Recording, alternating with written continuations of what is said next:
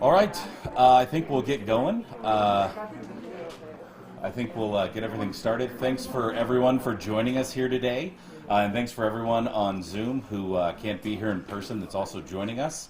I just wanted to say thank you to everyone for being here. My name is Glenn Beebe. I'm a spokesperson with Intermountain Primary Children's Hospital. Today we're here to celebrate a major milestone, and that is the Utah Fetal Center's first in-utero fetal surgery, which was such a big deal, and it's going to bring a lot of top-of-the-line care to children throughout the Intermountain West. And we're here to celebrate that today with some of our speakers. We have Dr. Stephen Fenton. He is the director of the Utah Fetal Center. He's also a neurosurgeon with University of Utah Health and Intermountain Primary, what? Pediatric surgeon, excuse me. Pediatric neurosurgeon with University of Utah Health and Intermountain Primary Children's Hospital. We also have Alicia and Nick, Keyworth and Staten, and their daughter Abigail Rose, who was the recipient of this first fetal surgery, and you'll get to meet them here in a second. We also have Katie Wilkie, who is the CEO of Intermountain Primary Children's Hospital, who will talk about how this surgery is just one of many things that we're doing for Intermountain, for Primary Children's Primary Promise. So without further ado, Dr. Fenton, if you'd like to, the floor is yours. So I'm going to make one correction. I'm not smart enough to be a pediatric neurosurgeon. Dr. Bolo, who's here with us today, is the pediatric neurosurgeon. I'm a pediatric surgeon. I just want to say what a great honor it is to be here today and to have a reunion with Alicia and Nick and Abigail Rose. And to do something like this is not a small undertaking. It takes years of planning and preparation, and that's just putting something like this together. We're not talking about the years of training that each of the people involved had already undergone. And in order to do it, it also takes a large team. I think Alicia and Nick both can tell you that in the operating room alone, there's usually 20 people, and then it takes a large team to, one, make sure we have an accurate diagnosis and we can get mom to surgery safely, and then help baby stay in the womb for a period of time, and then obviously after delivery take care of her. And so the number of people that actually participated and helped with this surgery, it would read off like, having won a Grammy Award. The names are extensive. But this is really what Primary Children's is about. It is a collaboration with our colleagues at the University of Utah. And I think it's such an honor to be able to work with two wonderful institutions and healthcare organizations that are so committed to taking care of moms and babies with these disorders. And in the past, the family would have to leave their home and sometimes travel a great distance and leave family behind and actually stay at another place for weeks or months. And we're here to be able to bring these procedures to Utah and to the Intermountain West, which will allow moms and dads and babies to stay closer to home. And I just want to thank the leadership at Intermountain and the leadership at Primary Children's Hospital and at the University of Utah for all of their support, because without them, this really wouldn't be possible. And thank you very much for coming, and it's so good to see Abigail Rose and how well she's doing.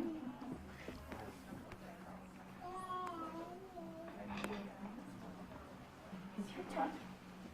It's your turn. Okay. Can you guys see her? Say hi. Well, I guess I'm just supposed to answer questions? No, do you maybe just want to talk about what this experience has been like, and just, okay, wow. It's probably, there's a lot going in my mind right now, so bear with me. Getting that diagnosis was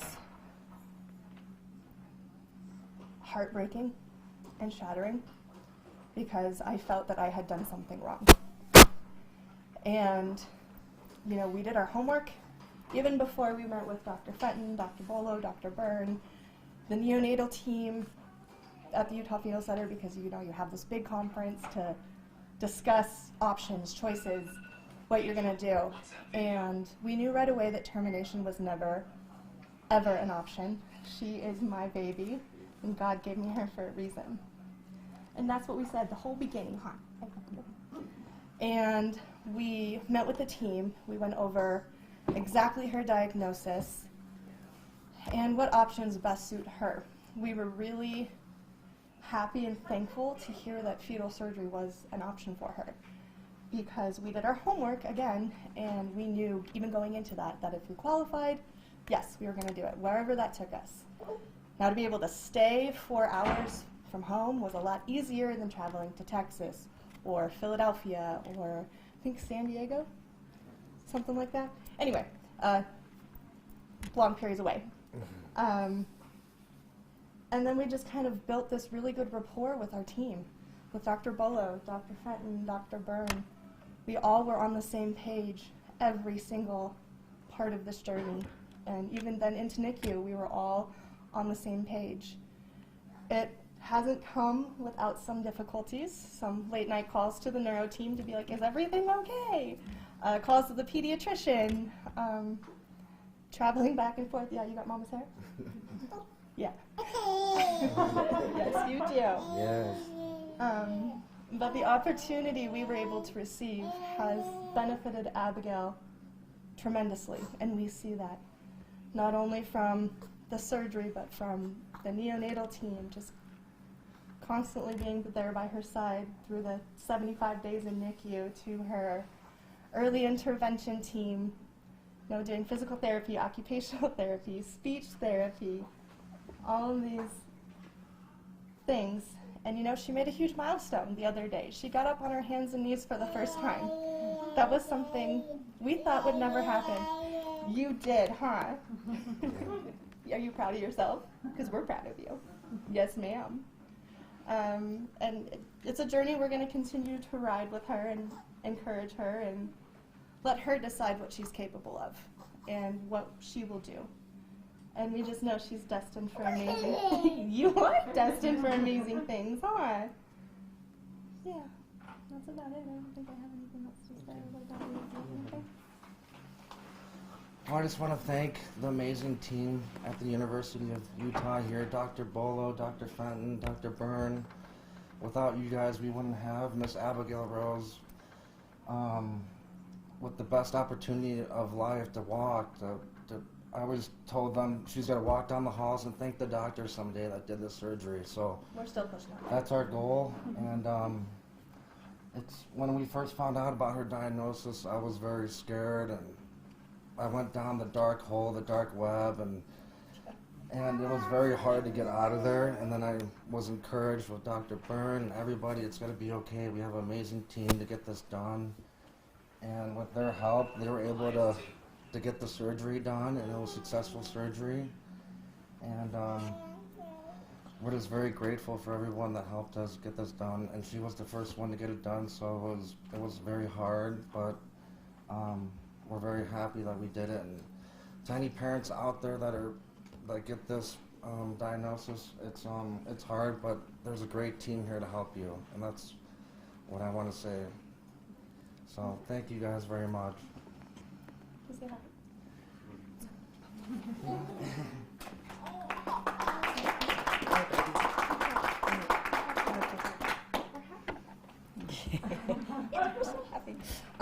I'm Katie Welke. I'm the CEO here at Primary Children's and the Vice President for Children's Health. And first of all, congratulations to Alyssa and Nick. I mean, what an amazing, amazing family, and just it is so exciting to see you here today and to see the progress that Abigail Rose is making.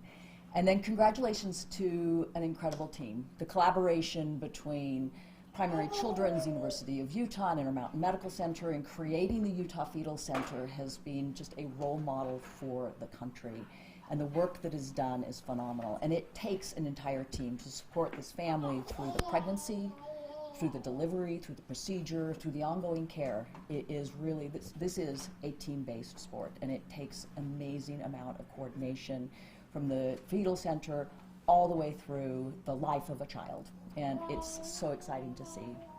The advancements that we're seeing in the Utah Fetal Center are only one part of the Intermountain's primary promise to create a model health system for children.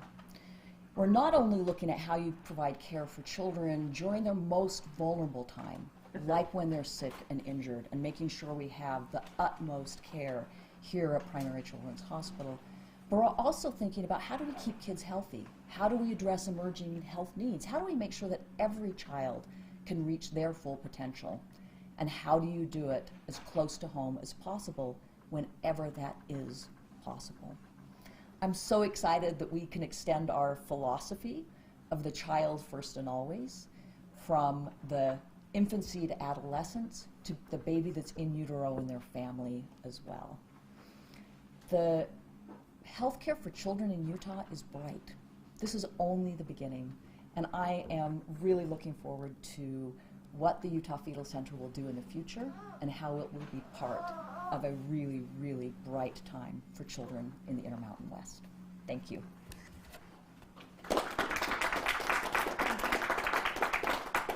All right, we'll now open it up for questions. For those of us joining on Zoom, if you have questions, please put them in the chat and we'll get them asked. And for anyone here in person, feel free to ask them. We'll just have them come up to the podium. So, shoot away. I have one. Can the doctors explain what the surgery was like, what you did, and also for you too, what was it like during the surgery, going through your mind and waiting and preparing and after? Do you want to start now, doctor? So what Abigail was diagnosed with was a myelomeningocele, or Spina Bifida is another name for it, and so Alicia came and underwent a series of tests, and we determined that not only was she a candidate, the mom, but also Abigail Rose was a candidate for fetal repair. So we took her to the operating room, and the mom was asleep, thankfully. Yes. And she was open so that we could expose the uterus, and opened the uterus just enough to kind of put the back in position, so where the MMC was located. And then Dr. Bolo and his team, pediatric neurosurgery, actually closed the spina bifida, or closed the MMC. And then Dr. Byrne and myself, we closed the uterus and closed Alicia up, and she went to recovery and was delivered several weeks later. Yeah, 5-ish weeks later. Dr. Finn, do you want to explain what spina bifida is and why you need to? I would probably turn that over to Dr. Bolo to explain much better than I will. I want to introduce, make sure everyone sees. So we have Dr. Rob Bolo with pediatric neurosurgery here, who's a member of the fetal team. Dr. Jan Byrne, who's a maternal fetal medicine physician. And then we have Dr. Ryan Beer and Dr. Belinda Chen, who are from the neonatal services, so NICU. As I said before, there's about 20 people in the room, so there's an anesthesiologist for mom, an anesthesiologist for baby, 2 pediatric surgeons, 2 maternal fetal medicine physicians. We have 2 neurosurgeons that come in at the time, multiple OR techs, OR nurses. We have fetal cardiology that's in the room that does real-time ultrasound that kind of monitors baby's heart during the procedure. And then we oftentimes have our neonatology team in the room, or at least ready in case we have to deliver baby early. So you can imagine that there's a lot of people and personnel there that are all taking care, and that's just within the operating room. Beforehand, we have neonatology, maternal fetal medicine, pediatric surgery, neurosurgery, social work, nurse coordinators, labor and delivery nurses. The list goes on as far as who helps before, during, and afterwards. Dr. Fett and Dr. Bolo, would you come up together? If you wouldn't mind, I'd like to ask a question for both of you, then maybe Alyssa, you could stand. Sure. But come together, but looking at little Abigail after a year after the surgery, talk about what this really means to you as physicians and caregivers to see this baby today. day and you see this family. Each of you could take a minute and talk about that. Dr. Bullock, go ahead. I'm Rob Bull. I'm one of the pediatric neurosurgeons here at Primary Children's, and I think this was just a wonderful, amazing thing. I think she looks so terrific today, and we've been following her in Spina Bifida clinic, and but just seeing her grow and develop and start to get up on her hands and knees and start to develop motor function, and we can talk a little bit more about that if you'd like.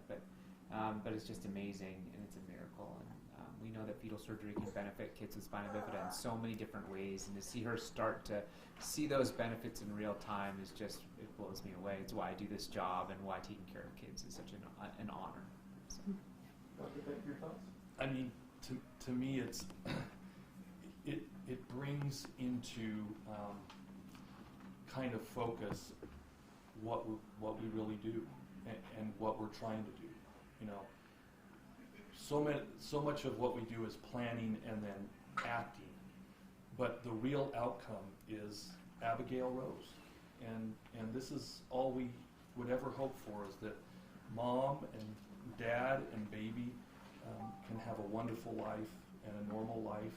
And when that situation comes up where you find out that there's a diagnosis that you weren't expecting and surprised about, that we can, one, give hope, Yes.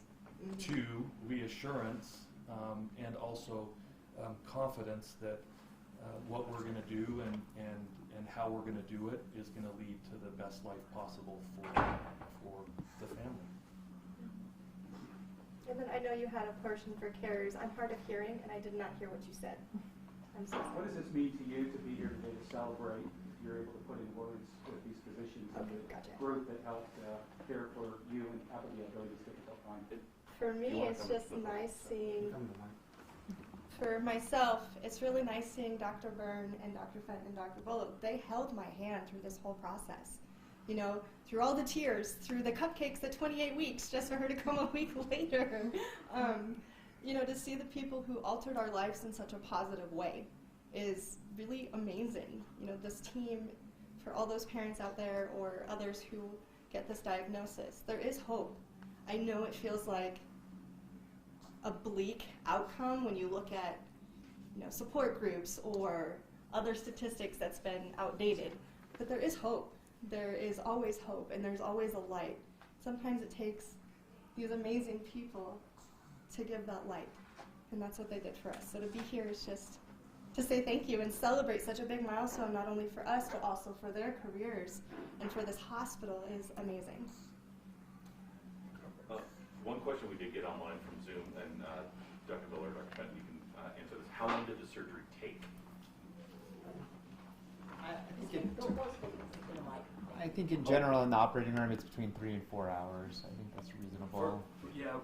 We actually do time it, and for the actual surgery part it was 2 hours. Dr. Bolo's part takes about 30 minutes. But if you look at the overall time to get mom in to do the surgery, and then once mom goes to recovery, it's about 3 hours. But the surgery time was 2 hours. And I'm just wondering, what made it possible to have this first in Utah surgery? And has it been performed since, now that we're a year later? Yes, it has been performed since, and what made it possible? Well, first we had to put in the infrastructure. So the Fetal Center is a multidisciplinary team brought together of physicians of all trainings and expertise, and oftentimes in the past we were already doing a lot of the care for moms and for babies. We just weren't necessarily doing it in a coordinated fashion and as a team, in a team approach. And so now that it's a team approach, we have experts like Dr. Bolo, like Dr. Byrne. We have fetal radiologists, Dr. Ann Kennedy and Paula Woodward, who are really good at helping us make sure that we have the correct diagnosis and that we have all of the information needed to, one, make the accurate diagnosis. And then once the accurate diagnosis is made, we have to make the decision as to whether it's right for baby and for mom. And to do that, we also had to put in processes of getting a fetal team together. For over 2 years before the procedure was even done, we were meeting on a monthly basis to make sure we had protocols in place, we had the equipment, everyone knew what their role was. We actually performed simulation several times in the operating room with everything open, with everyone in position as to what we would do. Before each procedure, we have multiple team meetings. We oftentimes have a team meeting within a few days of the diagnosis to discuss it, and then we actually have a team meeting the night before the case, and then after the case we have what we call a team debrief, which usually occurs within a couple weeks to talk about what we did right, what we can improve upon, any equipment that we might need to change or think about. So there's a lot of effort that goes into it. Part of that team meeting is meeting with the parents and talking with them and walking through the procedure step by step, making sure that all of their questions are answered and that they feel most comfortable with us moving forward. And just as a follow-up, can you talk about what it means for families that this is available here now and they don't have to travel as far as we're seeing Texas and other places? I imagine that's how far they had to go before. Yeah, I mean, we would see parents that before we would offer the procedure that would qualify, and we would say, we can't do it here, but we can refer you to one of our colleagues at another center. And oftentimes, because it is a great difficulty, they may have to leave for a period of time, leave kids behind, find child care, someone has to stay home and work. Oftentimes they'll wait until after the child is born to pursue care versus having it done as a fetus. Can I ask, are there procedures that this could be done with other than that? So that's a really great question. In the past, no. The great thing is we have a new member of our team, Dr. Martha Monson, who couldn't make it today, who's probably one of the highly trained physicians in Utah. She did a medical school and an OB residency, followed by high-risk MFM residency, followed by a fetal surgery fellowship in Los Angeles, and she came back to rejoin our team in January of this year. So we're in the process of getting equipment, putting in protocols, discussing as a team additional procedures that we will be able to offer. Some of them are minimally invasive, so through ultrasound or what we call fetoscopic, putting a little camera in the uterus. Some are laser-based. There's a condition called twin-twin transfusion syndrome, where the two twins share a placenta and one twin kind of steals blood from the other. And using a laser in the appropriate circumstance, she'll be able to go in and actually divide those blood vessels, which has a much higher rate of both twins being born at term and both twins being born normally. That's something that hasn't been offered here in Utah for a long, long time, and has never been offered on a regular basis, and will now be able to be offered here. Alicia, when you guys went through with all of this incredible tech and the journey from basically, oh my God, to the hope and to now, could you elaborate a little bit about what your journey as a couple was?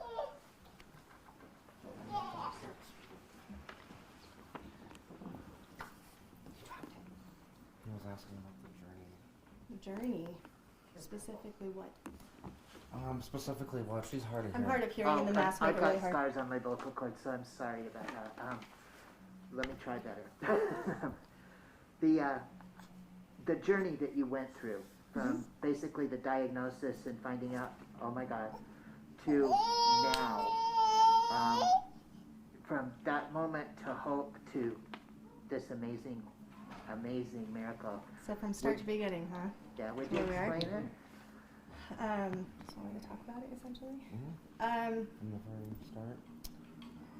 You know, so actually before we even met with the fetal team, I'm just going to say this, we had kind of a heads up based on a quad screening we did, which is a blood test that is done. We opted to do that because of my age. I am a little older. Okay, you play.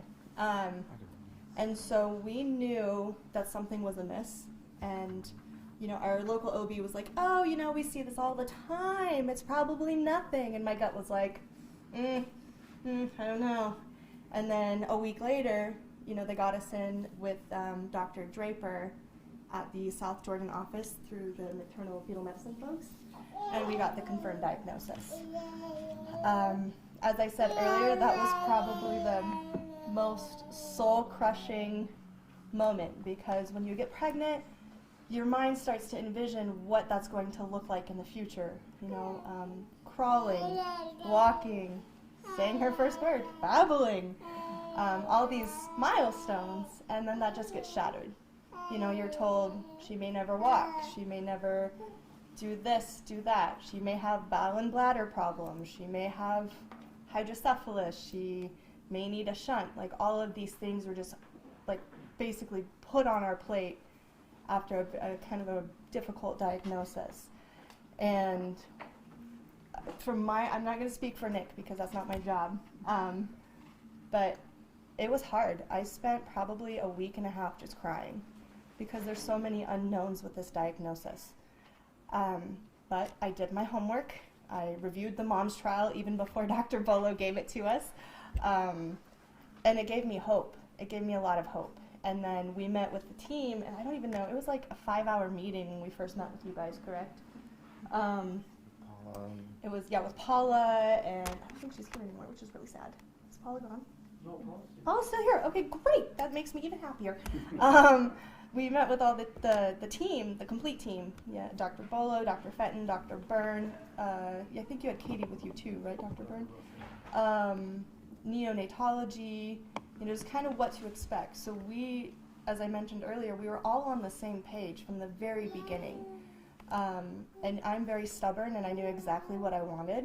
And so I knew I wanted to do fetal surgery. And I wasn't scared, actually. It wasn't until I got into the OR room and I felt like, woo, like a bunch of people watching you, and I was just like, oh wow, this is like a really big thing. Okay, yeah. And I don't know if it was Dr. Byrne or a nurse, but someone put their hand on my shoulder and said, we've got you, we're gonna take care of you and Abigail, don't worry. And next thing I know, I was in recovery. The weeks after having the fetal surgery was probably the most taxing, just physically. Your body's just gone through a big surgery, and then you're also developing a life in your stomach. And honestly, probably by 26 weeks, I was like, that's it, I can't do this anymore. Like, my body's failing on me, I don't know how much more I can do. And Dr. Byrne and Dr. Fenton would always come in and be like, you got this, you got this. They were my little cheerleaders. And then, we celebrated 28 weeks, which is a big feat because we kind of all had that worry that we wouldn't make it that far. But we did. And then, are you being stupid? Yes, you are. And then it came to delivery, and it was right on Mother's Day. I had been in labor for a while, and we weren't able to stop it. So Dr. Byrne came in, and she's like, we're having a baby. And I think the hardest part of this whole thing, you are very noisy right now. You've got a lot to say. The hardest part of this whole thing was, unfortunately, I was not able to be awake during my C-section. And that was kind of the straw that broke my back, and I just remember cursing and being really frustrated because that was the one thing I wanted, was to at least be awake and have that experience. Unfortunately, we didn't. I'm kind of glad we didn't because of how she was born and what Dr. Chen and her team needed to do. And then just watching her grow and overcome all these milestones, from difficulty feeding to, questioning whether or not she was blind, which they ruled out she's not, thank the Lord. She's defying, my expectations and just showing me every day that she's so strong and resilient and determined and very stubborn, just like me. And I'm very proud of her. So that's been really the journey thus far. So, yeah. Yeah. We do have a question on Zoom. Dr. Fenton, maybe you can answer this. There's two questions. One is, how many weeks gestation did the surgery occur? And maybe explain why that is. And then, the other one is, how many times has this surgery been performed since Abigail? Yeah, so the first question is, when was the surgery performed, at what gestation? It was done at 24 weeks. We typically do it around 24 weeks. One, because there's benefit to the baby at that time. There's still time for the baby to continue to develop and to have changes be brought about by that surgery. Initially it was offered earlier, but across the country it's been found that that's about the best time to do it. And then two, obviously, if the child needs to be delivered early because of something that happens during surgery, they're in the time of what we call viability, where oftentimes they can grow and develop into normal kids. Since then, so in 2021, we evaluated 24 moms whose babies had fetal MMCs. 9 qualified for surgery. This is in 2019, and 1 subsequently went and had surgery at another institution. In 2021, so the last year, we had 9 moms that we evaluated for fetal MMC, 4 of which qualified, and 3 that pursued surgery, 2 of which had surgery done here, and 1 went to another center. We know that we are we're early in our experience of fetal MMC repairs, and so when we talk to all of the parents, we always talk to them about that and give them the option of being able to refer them to other centers, and if they want to pursue that, then we help facilitate that. Any other questions? Dr. Fenn, what is the benefit to doing the surgery as a fetal surgery as opposed to after the baby's born? Yeah, that's a great question. Do you want to come answer that, Rob? You'll do, and just give maybe a little preempt on spina bifida. I think someone asked that. Yeah, so the question, I think the one that wasn't answered before was, what is spina bifida? And we can talk just briefly about that. And then the question is, what's the benefit of fetal surgery for spina bifida? So spina bifida is a term that we commonly use to describe the most common congenital anomaly. You might hear the term birth defect involving the central nervous system. The central nervous system is the brain and the spine. And the brain and the spine start out as a plate, and they roll up into a tube. And the top becomes the brain, and the bottom becomes the spine. And spina bifida is where that tube didn't roll up all the way at the bottom. So it's open, and that creates a few problems. It creates a problem that Alicia referred to as hydrocephalus. So we make spinal fluid. It's really cerebrospinal fluid. You make it in the brain. You make 4 times as much every day as the system holds, right? So it's always being made and absorbed. But if the tube is open at the bottom, it goes into the amniotic fluid. And then when babies are born, they can't absorb it normally. So it builds up and puts pressure on the brain. And the other major thing we see is when the tube didn't close up at the bottom, that part of the spinal cord isn't normal. Nerves coming from that part of the spinal cord going to the muscles, the bladder, the bowel, all of those things don't work normally downstream. So what's the benefit of fetal surgery? The benefit is, number 1, if we close it early, you can develop the ability to absorb spinal fluid, and it decreases the risk of hydrocephalus or fluid building up on the brain.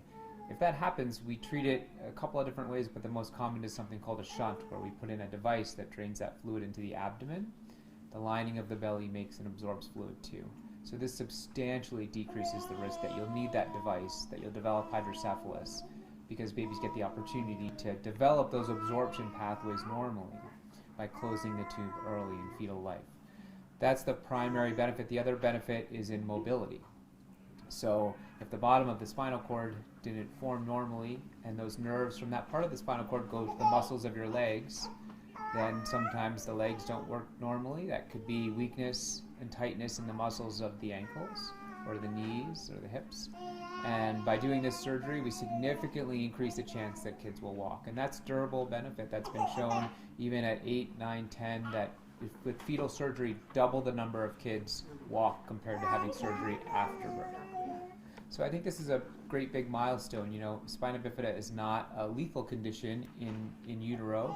Kids survive, and many of them we close after birth. But if we can get to it early, we can substantially improve the outcome and decrease the medical needs and improve the quality of life, mobility, and function. And so we're really excited to be able to offer it. We're really excited that Abigail's doing so well. I would really like Dr. Byrne to come up and just give a couple thoughts, because honestly, a lot of the care that we do is not just before and during surgery, but afterwards, and she's been doing this for a long time, and we would not be able to do this without her. So, it is a lot of work taking care of someone post-op that has a rocky course. There's a lot of things you have to worry about when you've handled the uterus and cut on the uterus and manipulated the uterus and then tried to put it all back together again and keep it quiet. Because if the uterus doesn't stay quiet, it tends to do what a uterus is supposed to do, and that's push the baby out. And that's what we don't want to have happen. And so we have mom on all kinds of medicines trying to keep her uterus quiet so that we can keep the baby inside. So that's a lot of work for the nursing staff, and trying to assuage everyone's fears that, yes, we know that these levels are really high, and yes, we know that she's contracting, but she's okay. And then trying to keep mom calm so that this is okay, you'll be fine. But it's something that, we spend a lot of time giving people bad news in our clinic. We see a lot of things that are very scary and very rare often, and not necessarily all things have good outcomes. And so it's really wonderful to have something that we've got a tool to make a difference with at least one condition that we know that we can make a difference. And we've got the proof right here. And so we're very happy to be a part of that. Any other questions? Okay. All right, well, we want to thank everybody for joining us today, including on Zoom. Shortly after this, we will send out a copy of the recording along with a link to video of the surgery. There was video of the surgery, and it's quite good. So we will send that out to you shortly, and thank you all for joining us.